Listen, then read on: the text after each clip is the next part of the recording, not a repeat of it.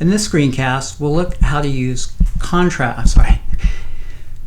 In this screencast, we're going to see how to use channels to make difficult selections in Photoshop. So this image I have open right now, I want to make some changes in the sky, but you can see with the trees popping up over and throughout the background there against the sky, that would be a very difficult selection to make by hand. So I'm going to let Photoshop make a lot of this tough selection process for me by using channels. So to do that, I'll go into my channels palette, and here I have my RGB, my red, green, and blue.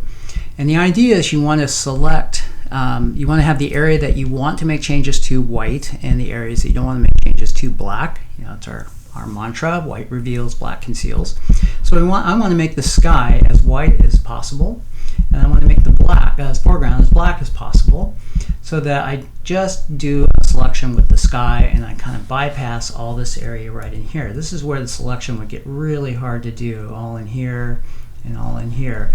So I'm going to make the trees and the tree branches completely black and the sky completely white.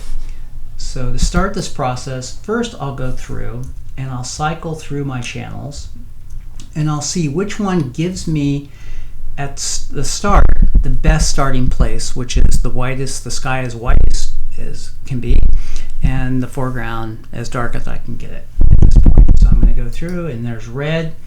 You can see it's overall fairly gray. I do have some white portions of the sky, but again, I want the sky to be white. Green, I'm getting better. You know, there's more contrast between the sky and the foreground here. And you can see in this case, blue gives me the highest contrast to start with between the sky and the foreground.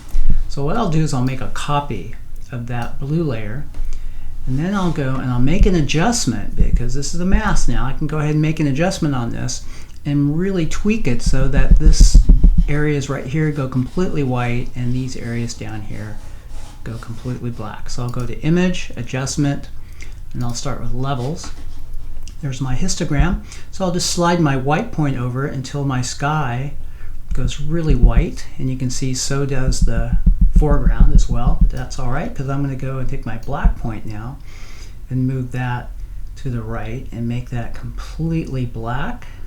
Okay. And I can tweak it a little bit with my midtone slider here. You can see I'm getting a little bit more in there, but see I'm getting some white there, and I mean dark in the sky. I don't want that. So that's looking pretty good. You know, something like that. That's looking pretty good.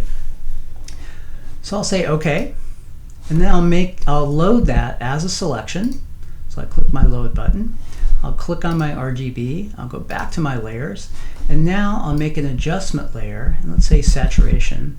And you can see it loaded that mask that I just made in there. And now I can just tweak my saturation, and it's only affecting the areas that were white and not selecting any of the areas that were black, like so. Okay, so again, this is a great trick for letting Photoshop help you make difficult selections using channels.